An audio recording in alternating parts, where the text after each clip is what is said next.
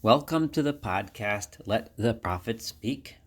Today we are going to study the prophet Jeremiah, that's Yirmiyahu, chapter 39. We finished chapter 38 after we heard about the secret conversation that Jeremiah, the prophet, had with Zedekiah the king, where he told him that if he didn't surrender, he would be captured by the king, and all of his sons would be captured by the Babylonians, and that the city would be destroyed. We remember that Zedekiah was too much of a coward to do anything and go against the words of his own advisors. He ignored Jeremiah's advice, and the last we heard was that Jeremiah was in the courtyard of the prison, and that we were introduced to the fact that we're about to read about what occurred when the city fell to the Babylonians and the Judeans. So let's start with chapter 39, verse 1. Bashana ha-tishi'it leTzidkiyahu melech Yehuda. It was during the 9th year of the reign of Zedekiah, the king of Judah, B'chodesh ha'asiri, in the 10th month. We know that this is the 10th day of the month of Tevet, the 10th month. Ba Nebuchadrezzar melech Babel, the king of Babylon, Nebuchadrezzar, came, B'chol chelo, and all of his armies, Eli Yerushalayim, they came to Jerusalem, Vayatsuru aleha, and they laid siege to the city. That was in the 9th year of his reign. The city held out for almost 2 years. Bi'ashtei esrei shana leTzidkiyahu. It was then in the 11th year of Tzidkiyahu's reign. B'chodesh ha'revi, in the 4th month. B'tishah lachodesh, on the 9th day of the month. Havka'ah ha'ir, the walls of the city broke down. Now, many listeners might be familiar with the fast day of Asara B'Tevet, the 10th day of the month of Tevet, which was the day when the siege was laid upon Jerusalem. Also might be familiar with the fast day of the 17th day of the month of Tammuz, which is the 4th month, as the day when the city walls fell. But here it says that it was the 9th day of the month, not the 17th day, because and the commentaries explain that the 17th day of Tammuz was when the second temple walls fell to the Romans, and people confuse those dates. But it was actually the 9th day of the month of Tammuz that the walls fell in the first temple period, when those walls fell and Nebuchadnezzar, the king of Babylon, conquered Jerusalem. So, verse 3, Vayavo kol sorei melech Bavel, all of the officers of the king of Babylon came, Vayeshvu b'shar ha'tavech, and they sat in the central gate,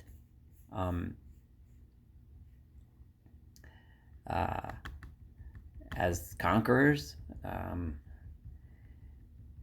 And who were these officers? They were the Nergal Sar Etzer Samgar Nevo, one person whose name was Nergal Sar Ezer, another one whose name was Samgar Nevo, who was Sar Sechim Rav Saris, who was the head of the officers, or Saris could be the head of the eunuchs. Nergal Sar Etzer Rav Mug, Narel Sar Etzer, who was the Rav Mag, the head of Mag, B'chol she'erit Sarei Melech Bavel, and all of the remaining officers that were in charge of Babylon. These are all various officials of the kingdom. And they came and they sat in the middle of the city. Now, we'll see that the targets was the leadership. They knew that the rebellion was from the noble classes, the wealthy classes, the priestly classes. Those were the ones who had rebelled against Babylon. Remember how much we've described so many times how the wealthy had taken advantage of the poor people of Judea. We learned how they enslaved them. We learned how even when they emancipated them, then they re-enslaved them. These people were not the ones that the Babylonians were after. The poor, the normal Judeans living in the streets, and the tents and the humble homes, they were not the ones that the Babylonians were after. They weren't out to slaughter all of the Jews. Rather, they were out to get rid of the nobility class, because the nobility class was where the rebellion had come from. So, verse 6, we read, I'm sorry, I skipped a little. It's something important. So the officers are there. We're up to verse 4. Sorry. So when Tzidkiyahu, the king of Judah, and all of his soldiers, saw that they had broken in, so they and they ran, and they left Lila at night. They ran, they hid, and at nighttime they snuck out from the city, Derech Gan HaMelech, through the king's garden, which was a secret way they were able to get out of the city without being seen by the occupying forces. Bishar Bein HaChomotayim, through a gate that was between the walls, Vayetzei Derech Arava, and they went out towards the Arava, the wilderness, the desert. They were expecting to try to escape, maybe set up a camp, a military camp, with the king somewhere out there, and somehow be able to revive the rebellion or find a place to hide until Nebuchadnezzar left. However, that wasn't what happened. Verse 5, Vayirdefu chel kastim acharehem, the Chaldean army pursued them, Vayasigu et Tzidkiyahu, and they captured Tzidkiyahu, the king, Ba'arvot Yerecho, on the plains of Jericho, Vayikhu oto, and they took him, Vayalu el Nebuchadnezzar melech Bavel, and they took him to the king of Babylon, Nebuchadnezzar, Rivlata, who was staying in a place called Rivlat, the Eretz Hamat, which was in the land of Hamat. So that is a somewhat distant from the field of battle. Vaydaber ito mishpatim, and he spoke him in a way of like putting him on trial. He put Tzidkiyahu on trial. Presumably he put him on trial for having defied the king. Remember, Tzidkiyahu was supposed to be a vassal king to Nebuchadnezzar. He was placed there by Nebuchadnezzar, the king of Babylon, in order to be a vassal and rule over Yehuda. And obviously he didn't do that job very well because he decided to rebel.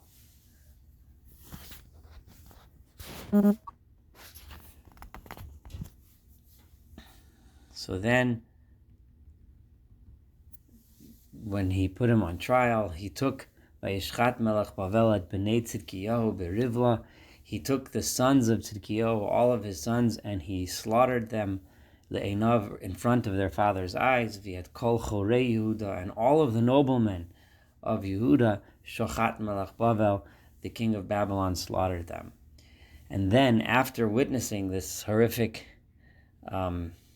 display of vengeance, Tzidkiyahu then suffered even more, because he blinded the king Tzidkiyahu, Vayasreu ben Nechushtaim, and he was chained him in bronze chains, Lavio to Bavela, to bring him to Babylon as a captive. He's now had witnessed the death of all of his children and all of his, not all of his children, all of his sons and all of his supporters. Now he's being brought in chains as a slave to Babylon. V'et Beit HaMelech, v'et Beit HaAm, and the house of the king and the house of the nation. Beit HaAm can be translated in several ways. In general, it means it probably means the houses of the people. Some translate this as meaning the synagogues, the Beit HaAm, the place where the people gathered. The synagogues were destroyed. It could also, some feel, as a reference to the temple itself. We do know from other sources that the temple was destroyed by this occupying force, but that is not mentioned in this verse. So this Beit HaAm might be a reference to the temple.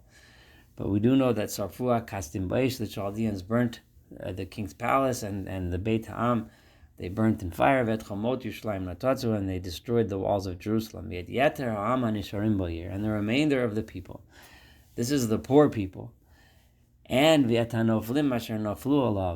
people that had given themselves over, that had surrendered prior to tearing down the walls of the city. Remember that there were people that had surrendered to the Chaldeans and followed Jeremiah's advice. When Jeremiah told them to leave the city and surrender, that they would survive.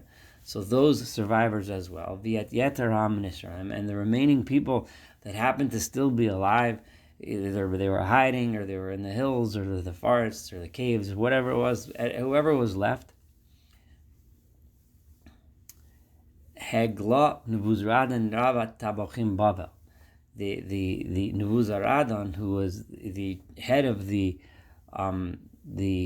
king's guards, he exiled all of those people as well to Babylon. However, Minam Hadalim, the poor, Asher Ein Lahem Uma, that had nothing, the poor, the ones that were enslaved before, the ones that had no property of their own, the ones that did not have any homes, them Hishir Nebuzaradan Ravat Tabochim Be'eretz Yehuda. This was somewhat of a time of justice, almost where the slaves get portions of the fields and homes of the former masters. Nebuzaradan, who was the head of the guards of the Babylonian army, he gave the property of the now exiled Judeans, their former masters, Vayitein Lem Kramim, he gave them vineyards, he gave him Bayamahu, and he gave them fields at that time. So it was almost a justice being done to a society that was corrupt, where the leadership was corrupt and took advantage of the poor. Now the entire wealthy class and noble class are sent into exile, and the poor are given those properties. So there are still Jews in Jerusalem. They were the people that were previously the bottom of the social ladder. They were the people that were previously impoverished. Now they have homes. The only thing is they're subservient now directly to the king of Babylon. They no longer have a royal family of Judah leading them. Kochenu ve'enechasim alav. I'm sorry, I skipped to verse 11. Vayetzav Nebuchadrezzar melech Bavel al Yirmiyahu, and Nebuchadrezzar, the king of Babylon, commanded regarding Jeremiah. Biyad Nebuzaradan Ravat Tabochim Leimar, right? He gave orders to Nebuzaradan, the head of the guards. He gave him orders what to do about Jeremiah, who is now still in Jerusalem, and at this time was still presumably in the prison yard. Does he go away with the exiles? Does he stay with the poor people? What do we do with Jeremiah? The king, who of course was fully aware that Jeremiah had been advising the king not to rebel from the beginning, wanted to therefore treat Yirmiyahu well. Kochenu, he said, I want you to take him from the prison yard where he is. Ve'enechasim olav, I want you to watch over him and take care of him. V'al taslo mu'umara, do not harm Jeremiah, make sure he is safe. Ki'im ka'asher yidaber elecha kenaseh imo. Whatever he wants, do with him. If he wants to go in exile with the people, fine. If he wants to stay in Jerusalem, that's also fine. If he wants something else, that's also fine. Take care of him. If you remember, God promised Jeremiah that when the city is destroyed, he would not be killed along with the others in the city. And this is God keeping his promise. Vayishlach Nebuzaradan Ravat Tabochim. And so Nebuzaradan took this message from the king, and he sent this message to the others. Unevush Shazbon Rav Sores, another person who was one of the officers, V'ner Galsar Etzer Rav Mag, we mentioned him before, V'chol Rabbi Melech Bavel, he sent this message to all of the officers that are now administering this newly captured land of Judea. Vayishluchu vayikhu et Yirmiyahu, so they went and they took Jeremiah Mechatzar HaMatorah, who is still stuck in the prison yard. They took him Vayitnu also, and they gave him over to El Gedalyahu ben Achikam ben Shaphan. So So they brought him to a man whose name was Gedalyahu, the son of Achikam, the son of Shaphan. The Shaphan family has been mentioned several times. There was a lot of prominent scribes, and many of them were among Jeremiah's supporters, and they chose the conquerors, the Babylonian conquerors, chose Gedalyahu to remain as some sort of a governor, to rule, to administer the territory now, and all of the formerly impoverished people that are now remaining in Jerusalem. So they said, bring Jeremiah to Gedalyahu and give him a normal house, so he doesn't no longer need to live in the prison yard. And Yirmiyahu had received word from God when he was stuck in the prison yard. He had received this following message. The message was as follows: I want you to go tell the person had the name Eved Melech, king's servant, Hakushi the Ethiopian. He was the one who saved Jeremiah before from the pit of mud. So God told Jeremiah to send the message and go and tell this man, the man who had saved you, tell him the following thing. Yisrael, so says God, the Lord of Israel, I am about to bring about my prediction, which I spoke about the city Lira'ah in a bad way. I'm going to punish them. The things that I said that could happen that are good are not the things that are about to happen now, because the people didn't repent, so I'm going to bring evil to them. And it's going to happen on this day. You will be there when this occurs. And because you saved me, I'm going to save you, Evet Malach, on that day. No matter, says God. And don't worry, you don't have to worry, you will not be given over to the captors, to the Babylonians. You will be saved. I will save you. This is verse 18. You will not fall to the sword. And your own life will be what you rescue from all of this destruction. You will walk away with your life, because you had trust in me. No Madonai, says God. So here we have the setting for the next chapter, which we'll study together soon, where Jeremiah the king of Babylon instructs his officers to listen to Jeremiah's word. Jeremiah chooses not to go into exile with the people that are being exiled, but rather he chooses to stay with the poor people who stayed in Jerusalem even after the destruction of the city, and he then stays with Gedalyahu, who was placed by the Babylonians as an officer to administer this new territory of theirs, or this territory which is now completely the Babylonians. So they leave a Jewish leader named Gedalyahu in charge of these people, with the prophet Jeremiah, with all of the people that used to be the poor, the lower classes of Jerusalem. So there is some hope for some sort of renaissance of the city of Jerusalem and the people of Judah and the Jewish people in that land. And that's where we end chapter 39, but unfortunately things are going to get even worse, which we will read about together when we study chapter 40 and beyond. Thank you so much for studying.